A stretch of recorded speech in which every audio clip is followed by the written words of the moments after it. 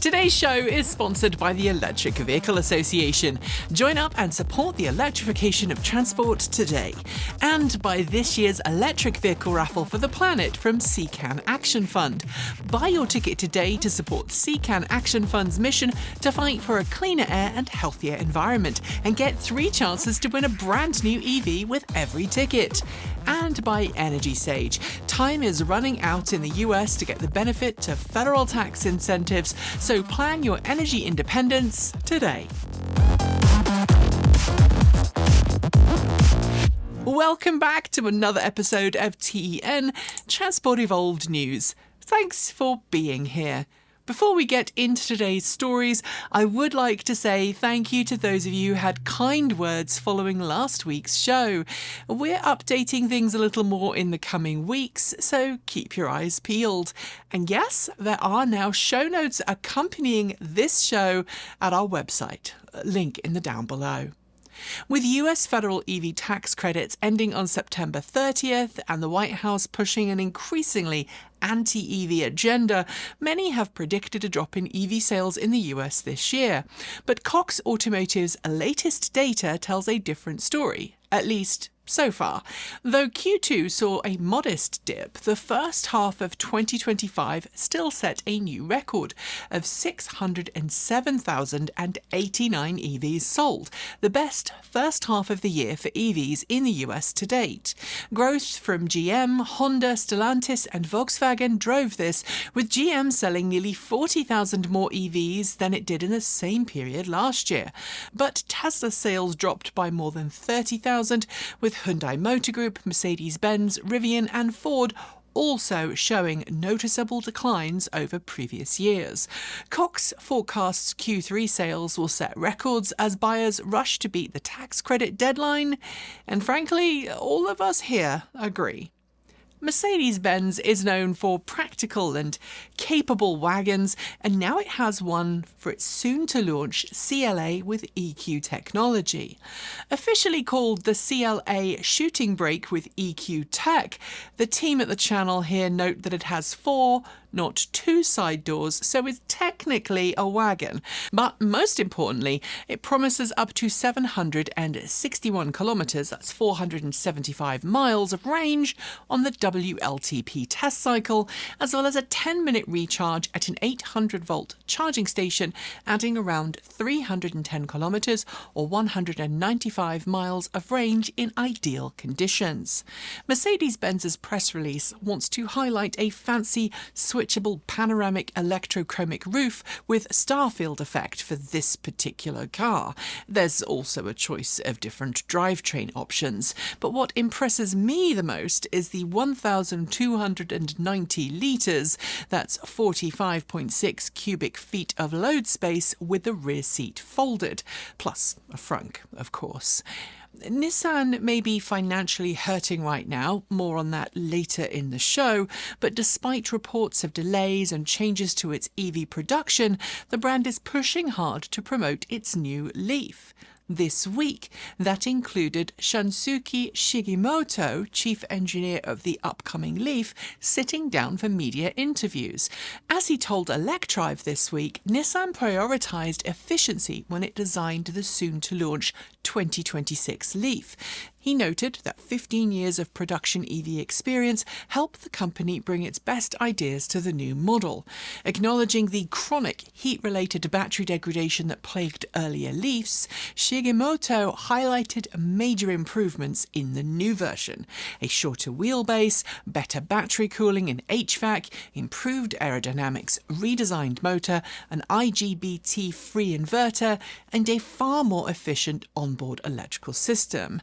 As is always the case, though, the proof is in the metaphorical pudding, aka getting behind the wheel for ourselves. Regardless of where you stand on the topic, hands-free driving, or more accurately, hands-free driver assistance, is quickly becoming an expected feature on high-end electric vehicles. Over the past year, more and more automakers have introduced some form of hands-off, eyes-up tech, typically limited to divided lane highways. And now Lucid joins that list. This week, it confirmed an over-the-air update to its Dream Drive system will soon enable eyes-up, hands-off highway driving and hands-free lane change assist on both the Lucid Air and Lucid Gravity. Lucid's system uses a full suite of radar, visible light cameras, ultrasonics and LiDAR. While some systems on the market claim to operate on virtually any road, Lucid's approach, like most, is designed specifically for controlled access highways. As General Motors readies its next-generation Bolt for launch, and while there are those spy shots floating around right now, which we don't have permission to show, sorry, we do have some big news about said vehicle's battery pack. We've known GM plans to use LFP battery packs in that next-generation Bolt because LFP cells are cheaper, have greater thermal and electrochemical stability, and don't require cobalt or nickel. And this week, GM confirmed that Ultium Cells LLC, its joint venture with LG Energy Solutions, will begin upgrading its Spring Hill, Tennessee facility later this year to produce LFP cells for future EVs by late 2027. While GM hasn't confirmed which models will use the cells, the new Bolt, a rumoured lower-cost Equinox EV, and a future Silverado EV work truck are likely candidates. As an expat Brit, I can categorically say there is plenty I disagree with the current UK government about, but I'm not going to use this particular show to air my grievances. This week, however, that government did something I can get behind, a £2.5 billion sterling commitment to the UK auto industry under a new programme called Drive 35. It's aimed at supporting the development and manufacturing of zero-emission vehicles in the UK. At the same time, the UK government also announced a £650 million EV grant programme, which offers up to £3,750 off the price of a new EV, with a recommended retail price under £37,000 sterling.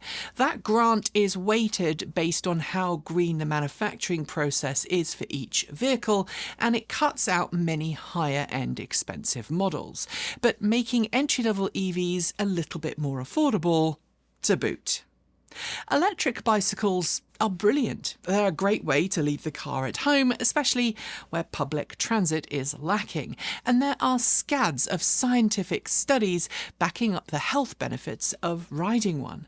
But one of the biggest frustrations of e-bike ownership, especially if you don't want to remove the battery every time you charge it, is dealing with the charger brick. E-bike company Tyler has a solution, and it's been offering it for years. Inductive charging pads that use a special kickstand to wirelessly top up your e-bike. Until now, Tyler's focused on commercial fleet operations, think bike share schemes and cargo bikes. But this week, thanks to Electrive, we learned it is about to launch a consumer version called Tyler Compact. It's a smaller version of its tech, and it just opened pre-orders for €29 deposit. Inductive charging isn't for everyone, but using the kickstand as a charge point, that is a clever hack, especially if you make lots of short trips. If you're in the US or Canada, you've probably seen the reborn Ford Bronco out and about on the road. It's Ford's answer to the Jeep and is selling like hotcakes in many markets. For a while now, I and plenty of others have wondered if Ford's Go Anywhere off-roader would get an electric treatment, and now we know the answer. Yes. According to Ford Authority and Chinese market expert Taiko Defeiter, Ford, via its Chinese subsidiary Jiangling Motor Corporation, has filed official paperwork to sell both all-electric and range-extended versions of a Bronco in China. As for specs, expect all-wheel drive with 130 kilowatts up front and 202 kilowatts at the rear. Claimed range is 650 kilometres, which is around 404 miles on the Chinese test cycle.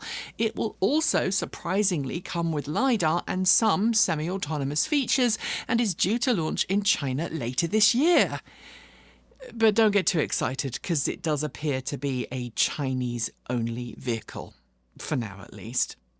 Most people think that to keep your EV battery in tip-top shape, you need to baby it, drive it gently, avoid extreme states of charge, and follow every bit of charging advice to the letter.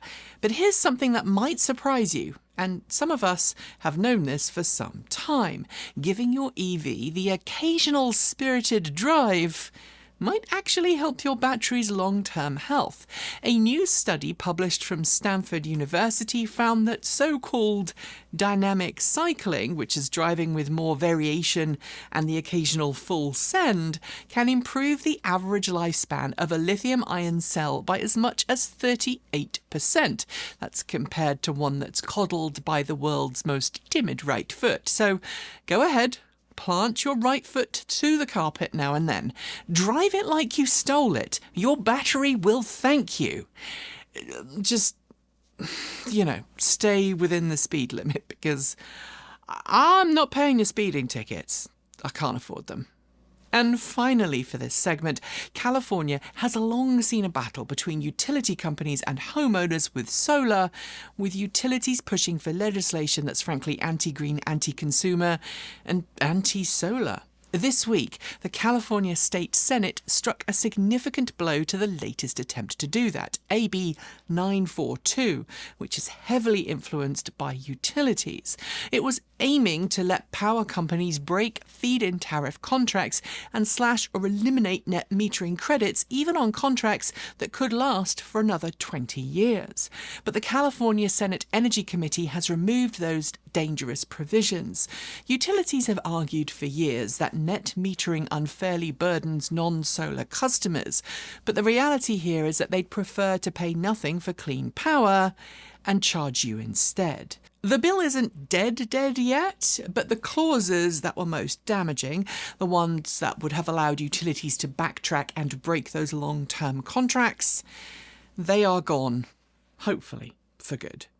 I'll have more stories in a moment, but first a quick ad from our friends at CCAN Action Fund. And believe me, this is one ad you don't want to skip, because it's offering you the chance to drive off in a brand new EV while supporting an amazing non-profit that's working for a cleaner environment. This year, the electric vehicle raffle for the planet from CCAN Action Fund is its best yet, because every ticket gives you not one, but 3 chances to win an amazing EV, letting you make the transition to a cleaner future. The grand prize winner gets to pick from one of 6 new luxury EVs: the rugged Rivian R1S SUV, the powerful Rivian R1T pickup, a brand new Lucid Gravity SUV, ultra-efficient Lucid Air sedan, sought-after Porsche Macan EV, or iconic Porsche Taycan. Meanwhile, second-place winners will be given the choice between the Hyundai Ioniq 5 or our recent favourite, the Volkswagen ID. Buzz. And for the first time, there's also a third-place EV winner, the highly popular Chevrolet Equinox EV. Only 10,000 tickets will be sold, and tickets are just $200 while supporting the CCAN Action Fund's mission to fight for a cleaner air and healthier environment. Even better, the group covers state and federal taxes, as well as tariffs. They're all covered too. Head over to www.evraffle.org to grab your ticket.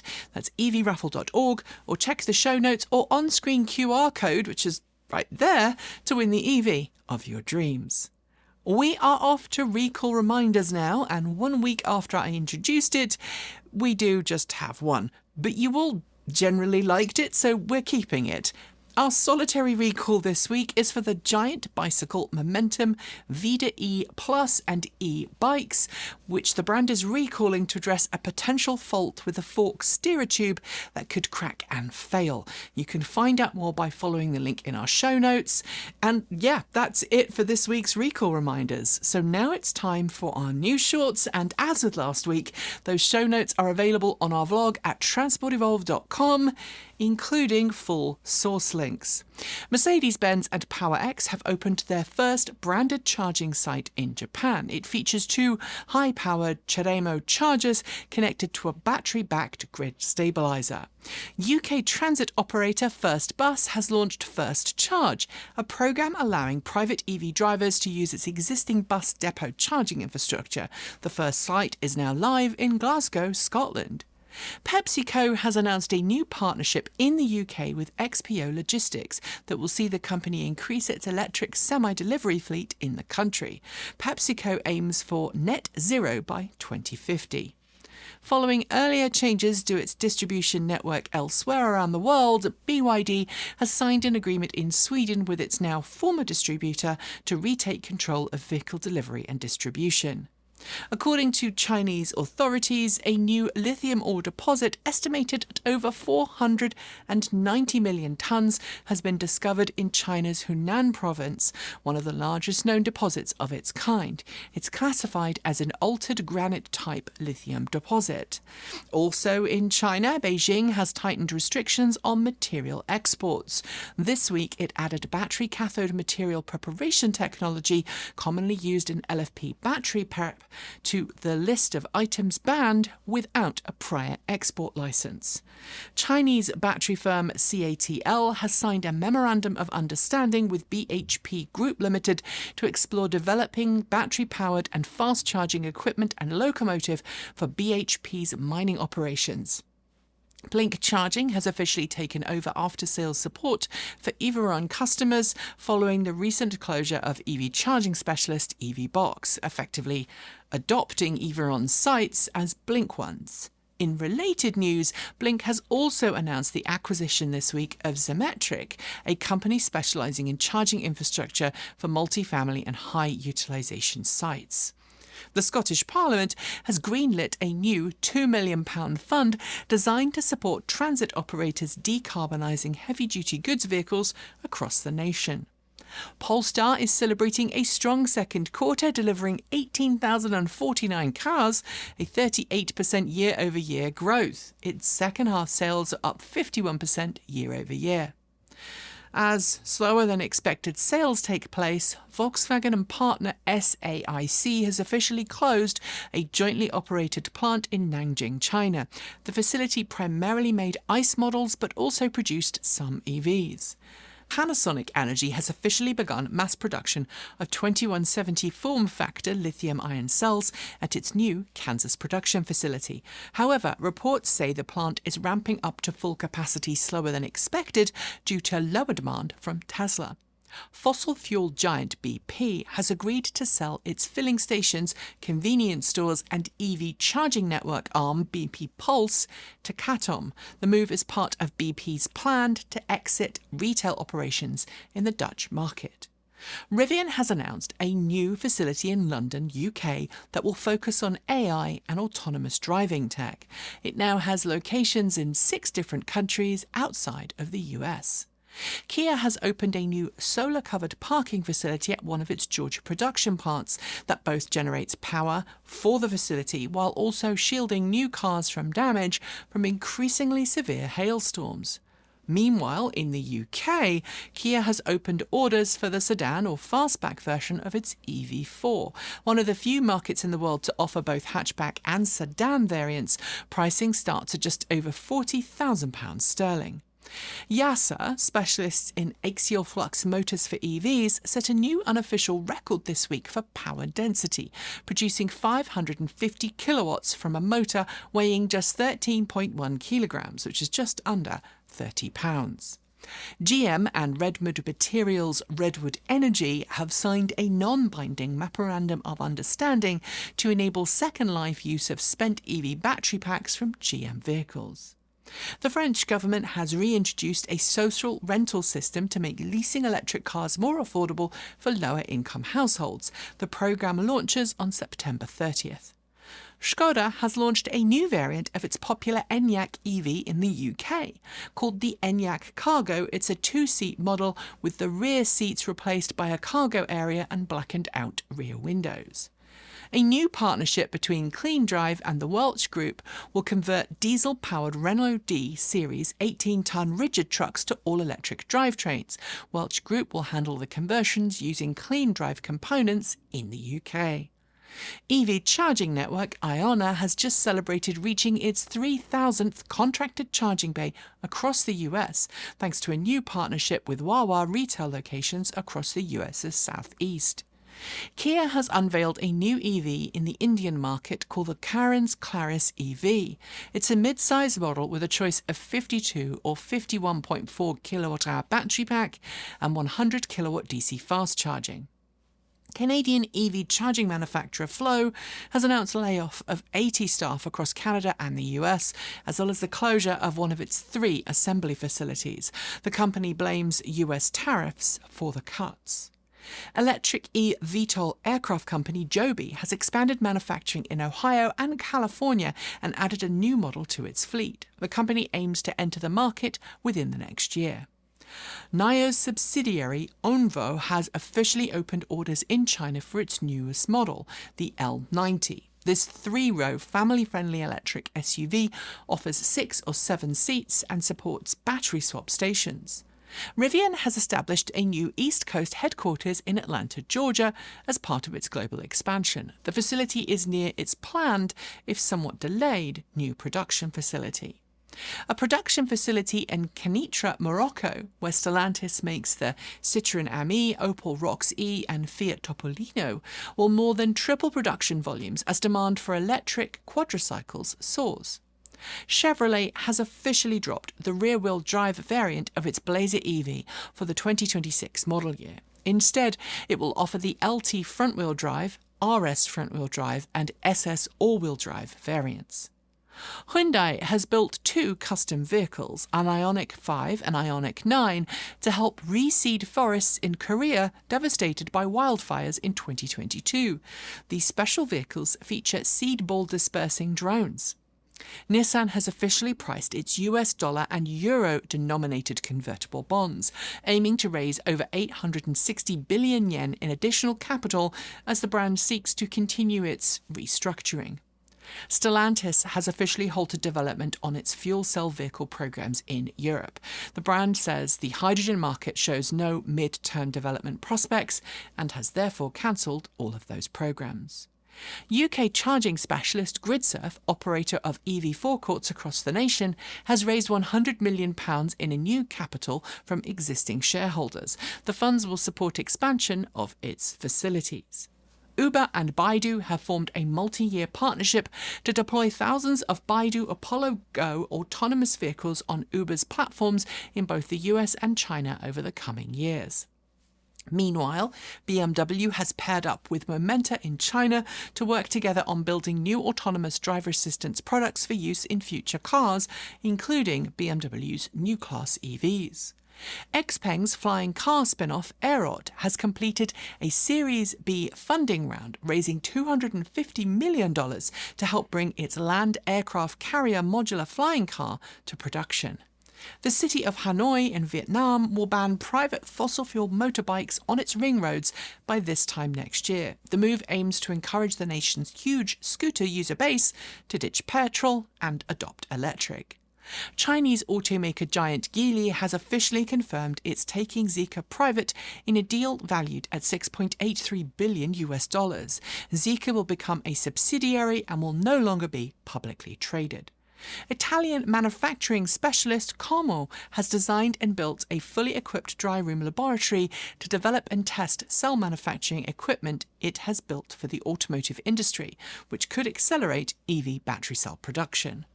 Not to be outdone by rivals in Europe, Lancia has unveiled a hot hatch variant of its Ypsilon EV. Called the Ypsilon HF, it hints at a future series production model.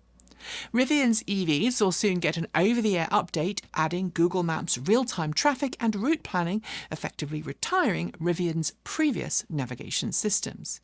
The town of Sonderborg in Denmark was home to the first domestic Danish electric airplane flight this week. As part of the town's Project Zero, a scheduled all-electric flight left Sonderborg for Copenhagen. And finally, for the news shorts, Mercedes-Benz let slip this week that it plans on utilising in-car cameras to allow some of its vehicles to transmit a video signal of the driver to Microsoft Teams meetings that take place while the vehicle is in motion, while also cutting video from other participants. I'm not sure how I feel about this one. And those are your news shorts. There will be more next week. Don't forget, show notes have links to all of the stories. Our final two stories are coming up in a second, but first a quick word from one of today's video sponsors, Energy Sage, which can help US residents green their home's energy and heating. Energy Sage connects you with local verified solar installers across the US and now heat pump specialists in select markets who really know their stuff and can guide you through installing solar panels or getting a heat pump installed. And if you're not a homeowner, don't worry, because Energy Sage can still help you green your electricity by joining up to a community solar program. I used Energy Sage when I was looking for installers to put solar panels on the roof of our home, and their verified pros are knowledgeable and even introduced us to a great credit union that allowed us to finance the project with low monthly payments. As I mentioned in last week's show, HR1 is now US law, and all incentives for solar, including savings, are as much as 30% through the federal tax credit, will disappear at the end of this year. But solar projects take time, so if you want to lock in those savings, it is super important to act now because time is really running out. So follow the links below to sign up for either of Energy Sage's free, no-obligation services and get the ball rolling today. And if you choose an Energy Sage installer, we will also receive a small referral fee, so you will be helping out the channel too. Help the grid get greener, save money, support the show, and become energy independent. It's a win-win-win-win. And now it's time for those last two stories. Royal Enfield has a long-known reputation for its rugged Himalayan, with plenty of examples travelling the world, some even being ridden by popular motovloggers. So when the company teased an all-electric variant of this fun adventure bike some time ago, I, along with many other motorcycle fans, got pretty excited, especially after learning that it had been out testing in its namesake region, getting ready for the world stage. This week, we finally got the first details from some lucky folks at Indian site Zig Wheels, who got to test a prototype, and so far, the verdict is very positive. The publication reported the bike packs 74.5 kilowatts of power at the wheels, delivering impressive acceleration. That, combined with a 14 kilowatt-hour battery pack, which is almost as large as the battery I'm putting in my Vectrex VX1, is still some way from production, but oh please, can you make it happen, Royal Enfield? We need more electric adventure bikes in the world. And yes, for those who are curious, my Vectrex VX1 project is still happening. It's still ticking along, just a lot slower than I thought it would be. And finally, it wasn't so long ago that robotaxis were more of a curiosity, limited to a few tech-savvy cities, but over this past year, we've seen a massive expansion in robotaxi fleets. This week, luxury EV brand Lucid, fresh off enabling hands-free driver assistance in its Lucid Air and Lucid Gravity, announced a new partnership with Nuro and Uber to bring a next-generation robotaxi service to, quote, dozens of markets around the world, end quote. Details are still sparse right now, but the plan is pretty straightforward. Lucid is going to work with Uber to deploy Nuro Driver SAE Level 4 robotaxis on Uber's global platform, with the first rollout scheduled for a major US city sometime next year. Given the frosty relationship between Tesla's CEO and Lucid's founder and former CEO, this move will, of course, draw Tesla's ire, especially as Tesla itself pushes its own robotaxi fleet. That said, I've got to be clear, I don't think neither Uber nor Lucid will design their robotaxi service maps to form a virtual phallus, because that wouldn't be very grown up now, would it? And on that note, we are done for today. A massive thank you to the Electric Vehicle Association for sponsoring the show. The EVA has been advocating for EVs since 1967 and remains firmly committed to a cleaner, greener future for everyone. You can join the EVA today to become an EV educator, meet like-minded fans, and get the support for your own transition to electric. That includes a low-interest loan program that can help you finance your next step. So find out more at myeva.org. Thanks also go out to CCAN Action Fund. Buy your tickets today at evraffle.org and be quick because only 10,000 tickets are being sold. And thanks to Energy Sage. Follow the links below to plan your own energy-independent future before those tax credits disappear. If you'd like to support the channel, you can do so for just $1.50 a month on Patreon. And if you can, we would all really appreciate it. In a world full of toxicity and corporate greed, our ad revenue has continued to drop, even as the number of ads Google inserts has soared. One video this week, I think we had 20 ads. And if we can't make up the difference between what we used to get from ads and what we're getting now, we're going to be in trouble. But the good news is this, just 400 of our 152,000 subscribers who don't already support the channel signing up for the equivalent of a fancy coffee a month would put us in a much better financial position. But if you can't do it right now, we totally understand. Share our content, engage. It all helps. Don't forget too that we're also available for third-party video production work in the greater Portland, Oregon area, and you can find our latest merch, including our Pride designs, at the merch store, links below. You'll also find an Amazon affiliate link below that helps support the channel, even when you have to use it.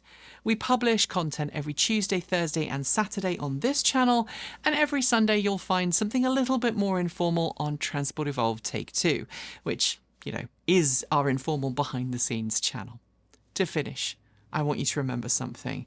You are valid and you are loved and you belong, no matter what anyone says or tries to take that away from you. Living your authentic life, or coming from a different place or culture, is not, as some folks are trying to claim these days, a sin. Right now, division and hate aren't just tolerated, they are actually encouraged by those in power. People who are driven by a lust for cruelty, it seems. And in this particular timeline, kindness and empathy become acts of resistance. Empathy is not a weakness. It is a skill that we must nurture and regularly practice to hold on to what's left of our shared humanity. And if you need to rest or step back, that is also okay. Taking care of yourself is very important. And when you are ready, come back, stand up for decency, community, and justice. Peacefully act together, build connections that celebrate every voice, embrace diversity, and learn from the past to shape a better future. Wherever you are, whoever you are, and whoever you love, you are not alone. Be an ally, be kind, be that positive change you want to see in the world. And please, for the sake of everyone's future, don't let hate or ignorance or fear win. As always, keep evolving.